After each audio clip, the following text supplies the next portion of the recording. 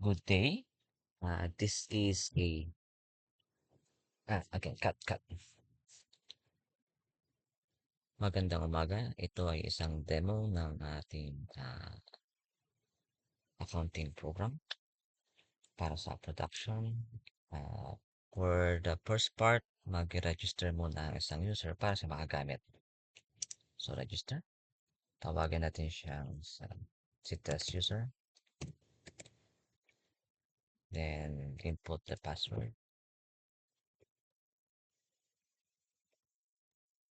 Ang pangalan ng test user ay si Alvin. Optional ang middle name. Optional din ang email.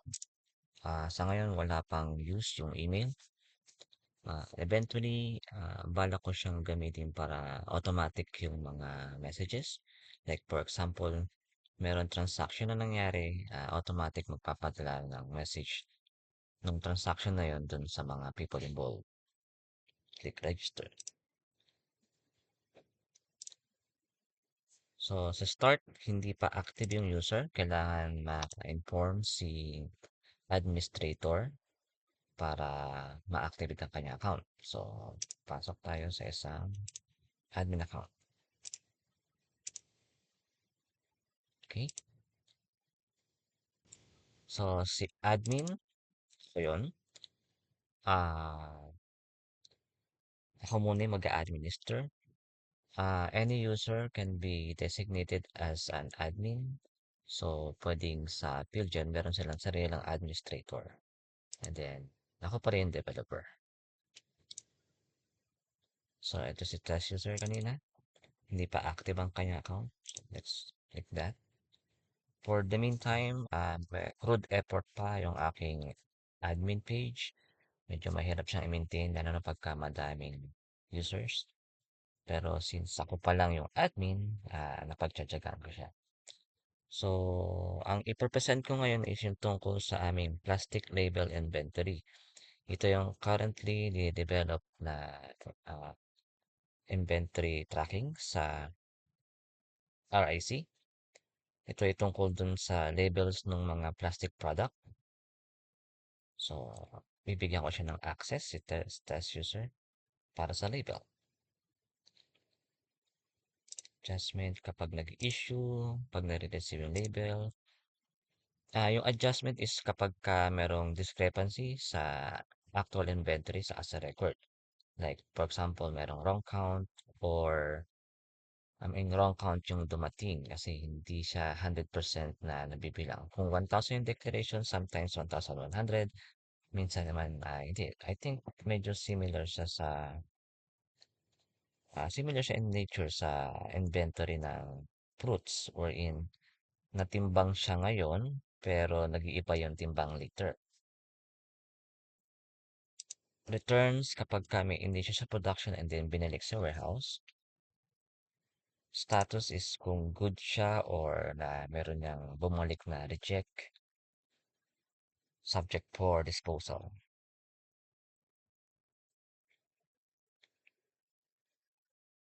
I think yun na. Kailangan ko din sa measurement. I think.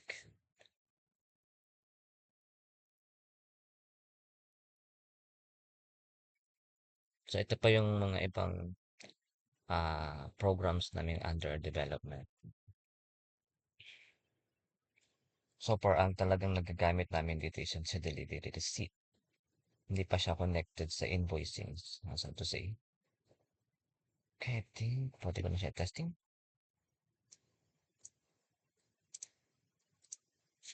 Type ko yung aking username as the test user and yung password.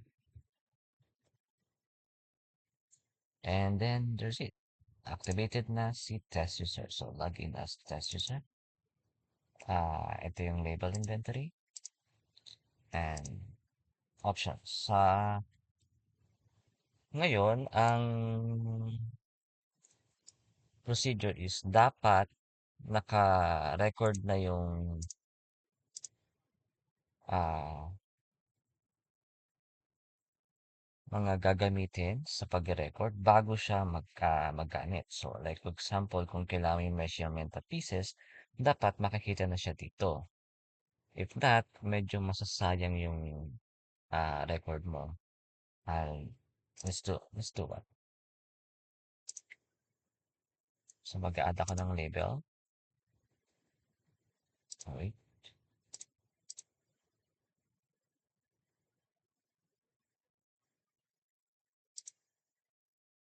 Halimbawa merong ah, na-receive.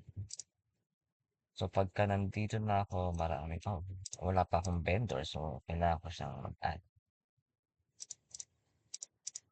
For example, marami nang nakalagay dito sa description, sa measurement, and then yung palang description na na-receive mo is wala pa sa listahan. Medyo hindi mo siya masasave na kasama yun. So, kailangan mo siyang i-add doon sa labels. So, sa kataon ngayon, wala pa lahat. Although meron tayong save drop dito, at subukan natin yung mamaya. So, mag-add muna ako ng ibang details para makapag-sample record. So, kailangan natin ng options sa measurement, piece, pieces.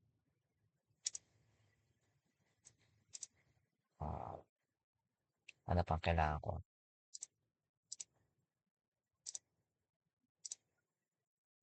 Kailangan ko ng vendor. So, balik tayo kay admin.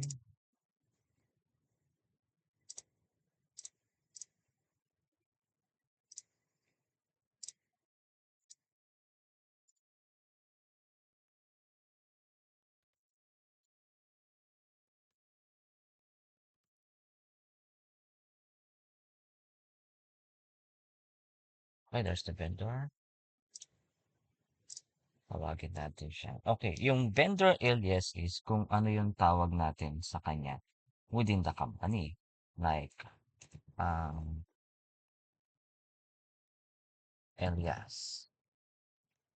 Now, yung registered name is kung meron siyang registered company supported by the certificate of registration.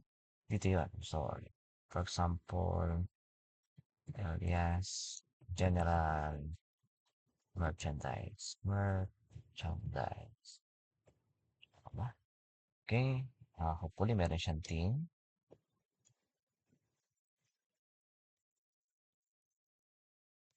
Business style niya. And the address. Pwedeng leave it blank. Update na lang later. Pwedeng gano'n. So, ito na. Pwede siyang i-edit. Measurement, meron na. Kailangan ko ng isang plastic label. Okay.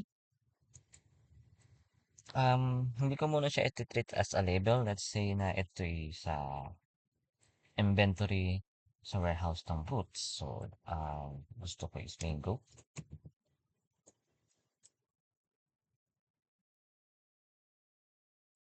Let's leave the label code muna. Record siya. Mango. So, yung sa code, bahala kayo kung anong klaseng coding system.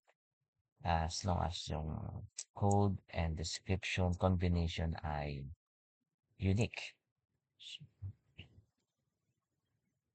And there's it. Meron tayong beginning, receive, issued, return, defective. Ito yung sa status kanina. And adjustment. And then ending balance. This is from March 1 to 31. Okay, let's add something. Yari, naka-receive tayo ng fruits today from Mang Elias. So, hindi lumalabas si general merchandise. We can change yung mga ibang boxes dito. Depende sa pangangailangan ng inyong receipt and report. And naka-receive tayo ng 1,000 Oh no. Ang measure ay 1,000 pero kilogram siya. Wala ditong kilogram. So, ito yung sinasabi ko kanina. And the mango. So, pagka save siya, hindi pwede. Kailangan meron siyang measurement. So, let's pieces siya muna pansamantala. So, at this stage, naka-drop mode yung receiving report. Hindi pa siya pwedeng i-print. Okay? So, balik tayo dito. Okay, measure. Uh, KG. Hopefully, capital letters lahat para natin tignan. KG. Nadagdag ko na yung kailangan kong measurement. So, edit ko itong, oh no, no, not this one. Itong receiving report na to, edit ko siya. Lagay itong KG. So, na-hack ko yung sarili kong program since kailangan ko siyang baguhin. Since binago ko siya, at kunyari may babaguhin pa ako mamaya, save that ko na lang siya para mababalikan. Ngayon, kung sure na tayo na KG to kanina, at KG naman talaga siya, submit na natin siya for printing. Type the capital yes. And there's it. Hindi na siya mababago at this point. Nakalock na yung receiving report number 00001. Kung napansin nyo, meron ditong print button. Tadan! Ito ay sample lang. This format can be modified depende sa pangangailangan nyo sa Pidgin. Pero meron lang ilang I think it's the minimum. Ayan, minimum. Minimum ang ginagamit ko most of the time. Kung nagpi-print over sa receiving report, pwede naman, tatanggalin ko lang yung mga ibang detalye, leaving the quantity, measurement, and the description. Well, yung pangalan ng vendor. Or you can use this format. I think if you fix ko yung lines, like 10 lines, gano'n kasi ginagawa ko sa aming forms. So, naka-receive tayo ng 1,000. Tignan natin sa inventory. Receive 1,000. Just the ending. So, lipat tayo ng buwan.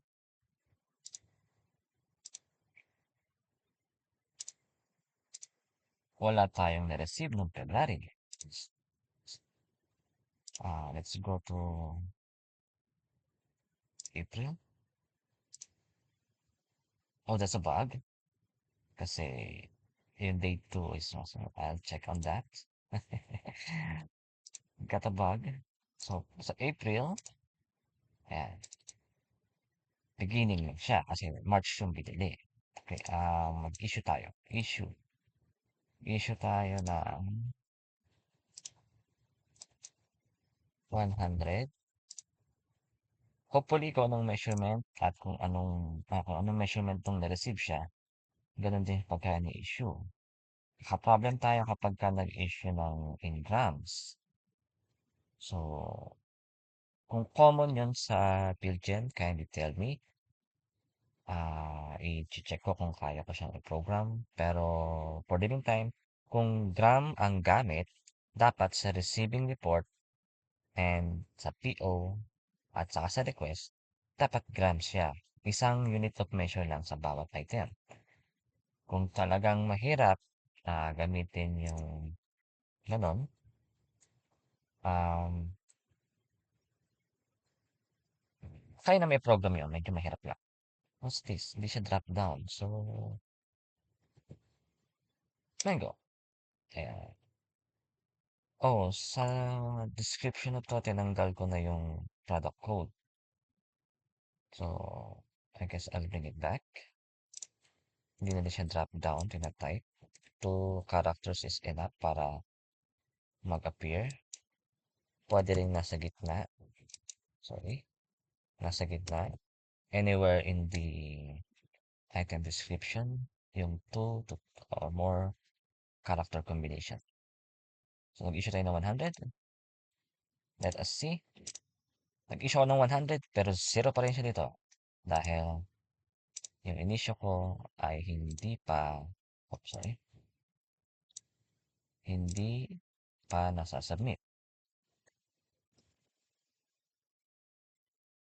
And kailangan din siyang i-print. Ah, ito pala yung aming label issuance slip. Ayan. So, pwede ko nang gayahin sa receiving report ko or kung meron kayong format. So, as you can see here, this is prepared by the test user. Kapalitan ko din yan. Dapat pangalan ko yung nakalagay dyan. Yan.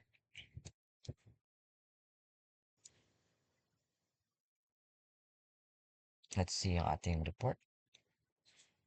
Ang bawas na siya sa inventaryo.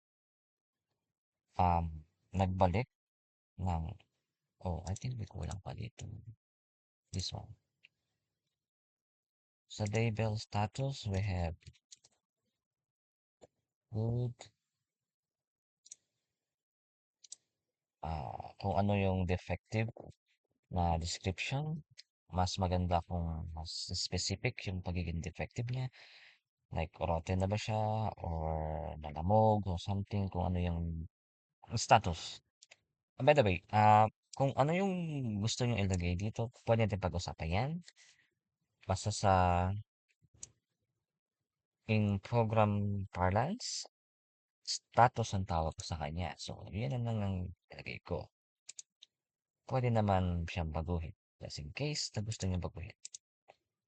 Just make the proper request. So, nag-return ng uh, 10 kilo ng mangga. Status niya, hindi siya pwedeng good. Defective. O pwede din good. Kasi sobra siya sa production. Kaya natin itago. 5 kilo ko ko na defective. Let's see kung tama. Subject for printing, as we know already.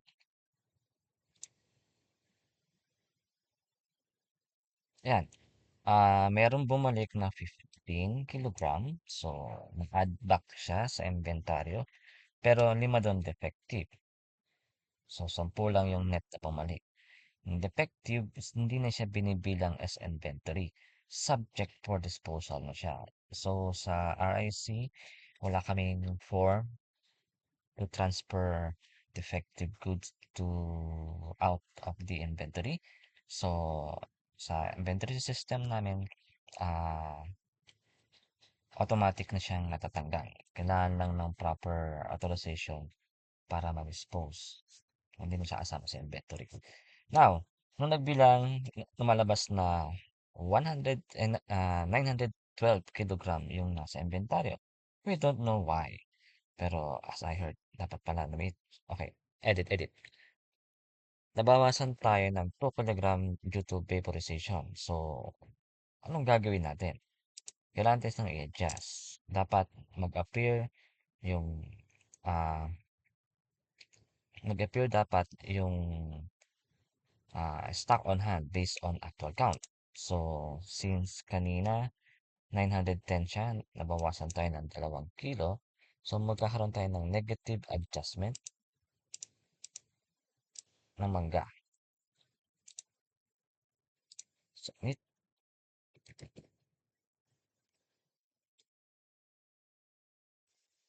Sorry about this.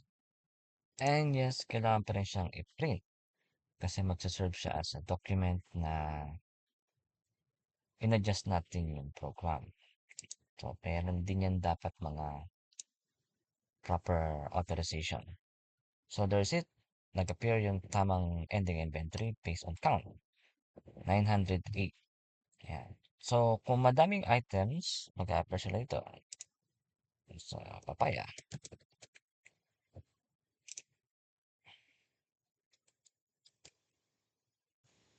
P-001.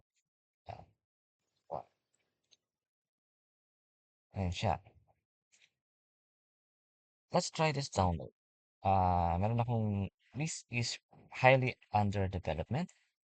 Wala pa hindi pa ito nagagamit ng maayos sa RIC.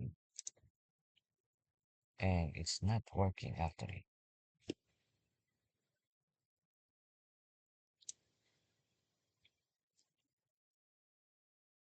Sorry, just need to add that part para makita niyo siya. Oh, this is the source code. Uh,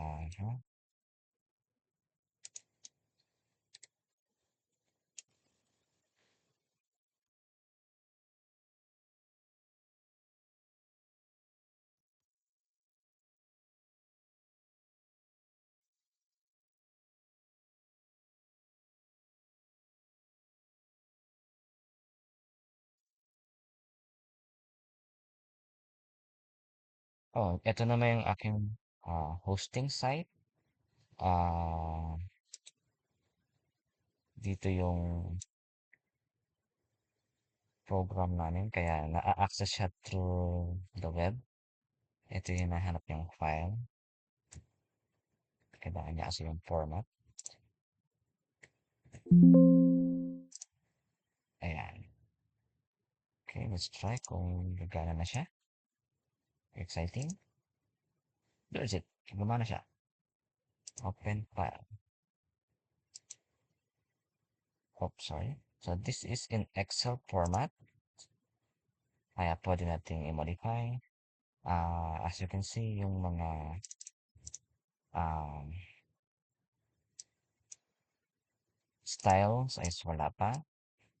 I, sh I want it to be like this somehow, medyo presentable. That. So, pwede yung i-program, di pa lang siya program. So, ito yung ating summary sheet.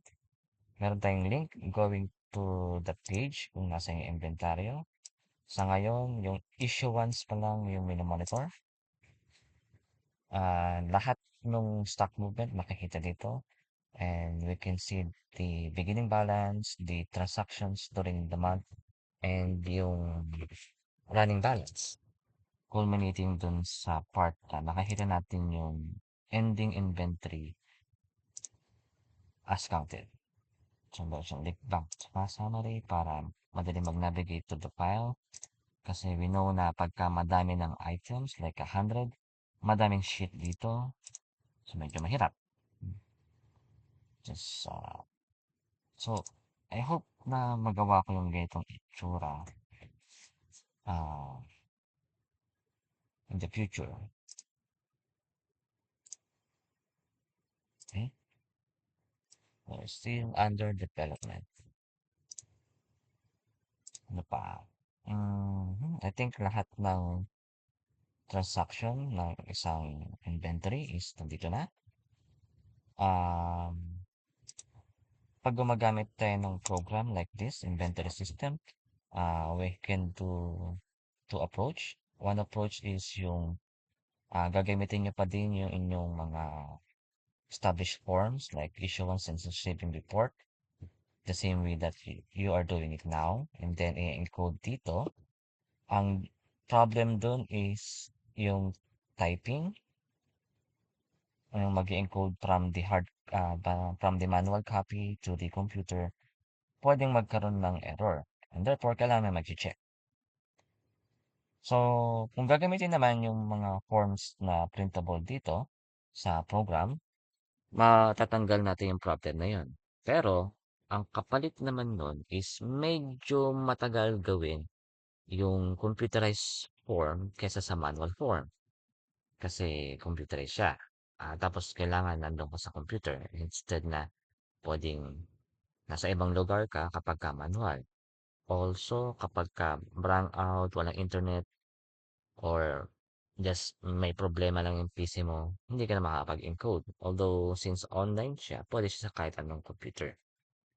So, merong pros and cons yung manual saka yung computerized.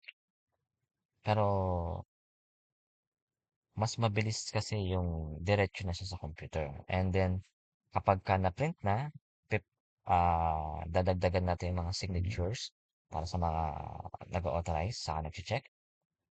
So, since naka-print siya at nakita natin bago siya ma-print, nakalink na yung record. Yung pumipirma, like yung nag-authorize, alam niya na kung ano yung nakikita niya sa papel is yun yung nakalagay sa program. And therefore, 'di na kailangan tignan sa program kung tama siya o 'di. Except sa kung nagkamali talaga. Halimbawa, ang na-receive natin dito ay 950 lang. Nagkamali simula sa receiving report. So, babalikan natin sa receiving report. Ayan. And then, i-unlock to. I can unlock this. Tapos, i-edit natin. Or, kung pwede rin naman na na ako lang yung mag-i-edit, yung admin. Sa RIC, I allow them to edit it. Basta makikita ko na kung paano siya in-edit. Okay,